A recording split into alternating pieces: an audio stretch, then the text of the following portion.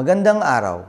Sa ika-124 na paggunita ng Araw ng mga Manggagawa, nakikiisa ako sa kagawaran ng paggawa at empleyo sa pagpupugay sa tibay, talino at tiyaga ng manggagawang Pilipino, ang batayan ng pagunlad at sandigan ng bagong Pilipinas. Ang temang disenteng trabaho para sa lahat, isang hangarin, buong Pilipinas sama-samang mararating ay hindi lamang panawagan, ito ay paninindigan, pangako na tiyakin na ang bawat Pilipino ay may oportunidad sa marangal, makatao at maayos na hanapbuhay.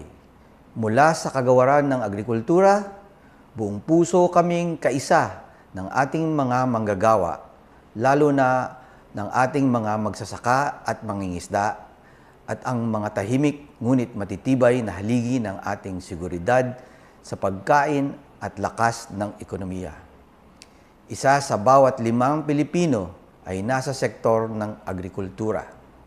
Paalala na ang kinabukasan ng bansa ay nakaugat sa sakahan at pangisdaan, kaya't paigtingin pa namin ang mga proyektong magpapasigla sa sektor at magbubukas ng mas maraming pagkakataon para sa kabataan na yakapin ang agrikultura bilang landas ng dangal at pag-asa.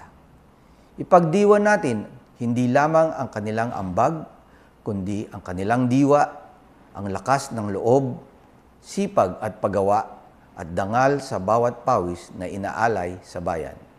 Maraming salamat at mabuhay ang manggagawang Pilipino.